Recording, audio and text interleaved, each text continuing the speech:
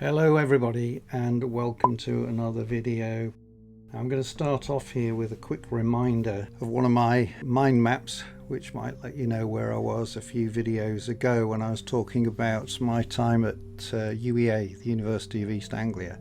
And I noticed on that mind map that one key part was missing from it, which is the relationship between the music department and the cathedral in the city, beautiful cathedral. And one of the obligations one had as a music student was to sing in the university choir and sometimes sing at the cathedral in amongst other places. But some of the students were choral scholars and they got some special grants and whatnot, but as part of that they had to go to the cathedral twice a day to do the religious ceremonies, and there was an organ scholar as well. So I spent quite a bit of time in a cathedral. I love cathedrals and churches anyway, not that I'm religious, but one of the things I absolutely adore, apart from choral music, is the sound of the church organ or cathedral organ. And I especially like it when there's nobody around or few people around, and the occasions when I've gone into one of the buildings and the organ person is, whether it's the real organist or a student organist or whoever, is actually practicing on the organ. And one of the things I like more than even formal pieces is just when there appears to be a bit of noodling around, and especially this sort of slow stuff where I've never quite known whether it's a genuine piece of music as in by a renowned composer, or whether it's somebody just doing little Baroque style improvisations or whatever. Anyway, the upshot of it is that this video is really introducing you to an iOS app called Fugue Machine. So hopefully you like this, and I will explain how it's put together once I've played it. So let's crack on.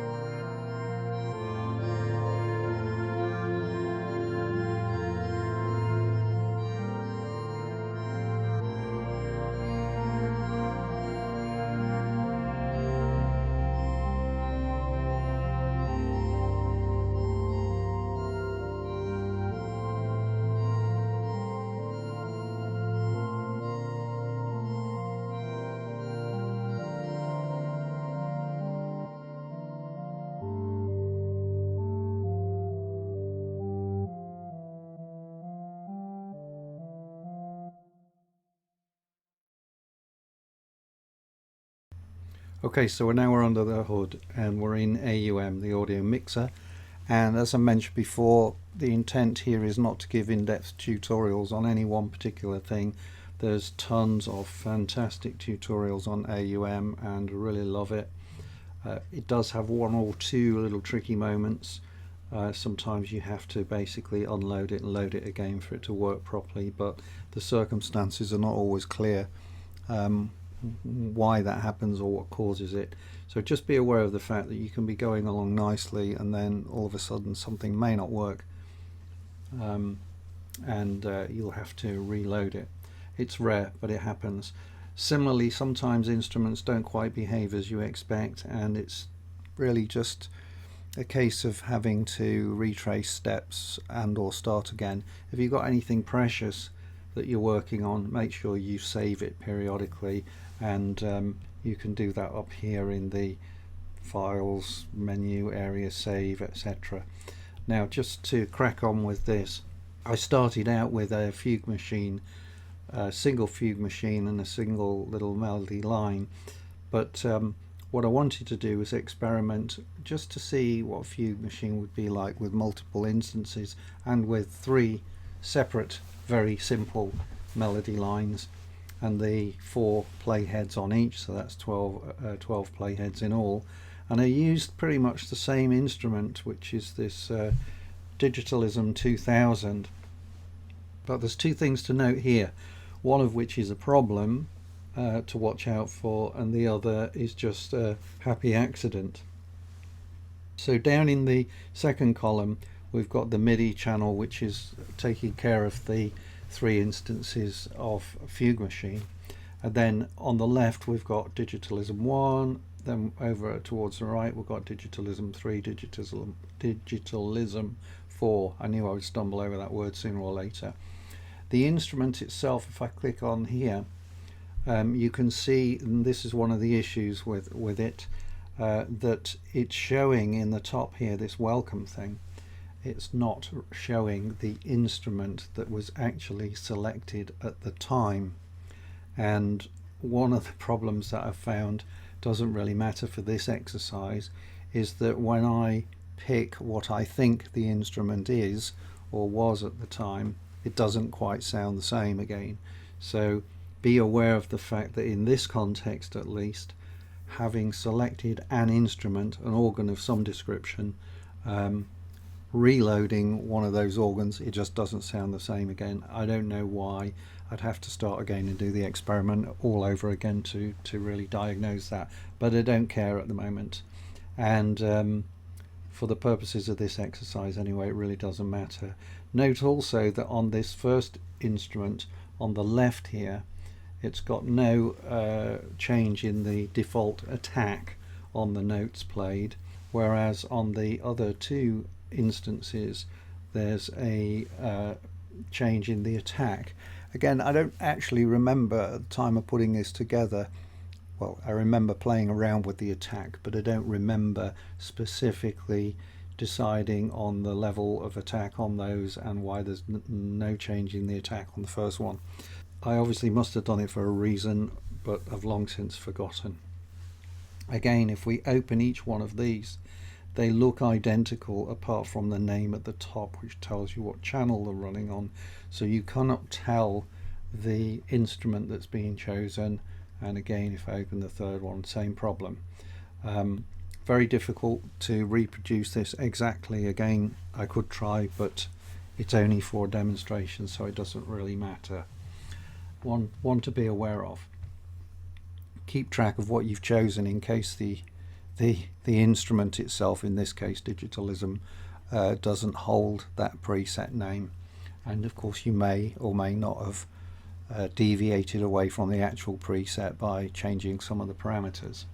Anyway, the point is that one of these instances of Digitalism has 1 organ sound or organ-like sound, and the other 2 have the same organ, same but a different organ-like sound, and I have no idea which they are. Right, let's have a look at the patterns then. So in here we've got the first Fugue Machine here, and we can, if we knock these off so that we've just got the original. Here it comes. Very simple pattern. Not going to go through playing the whole thing all over again. The usual idea with Fugue Machine is that you use the 4 playheads and in various configurations. So you'll see this second one is going from right to left, so it's reverse and it's going a much slower tempo. And you'll see that the third one is going from right to left and it's going even slower, and the fourth one is going right to left, left to right, which is indicated over here in the style, and it's going much faster, plus it's got a pitch change for the whole of it. Now, I'm not going to give lessons on Fugue Machine, that's just to show the first instance. We've also got the second instance here, which is just a different melody played here, and we just let that have one little run there. Then we've also got, again, slower style from right to left, slower style from right to left. So the red one's going to go right to left and left to right. The orange one is going to go just right to left all the time. And then we've got the green one over here, which has got an octave up, and it's going faster right to left, left to right. Okay, so that's him. And then finally we've got this guy down here, number 3. Similarly, just the simplest pattern of all, just a step pattern, and it's just going left to right the whole time as indicated in the style. Then we've got the slow guy, just left to right, plus 3 octaves on the, and we've got this guy going from right to left slowly with a pitch change as well. And we've got, finally, we've got the both ways, right to left, left to right, higher speed and a pitch change. Okay, let's knock those off, and there, in a sense, you have it.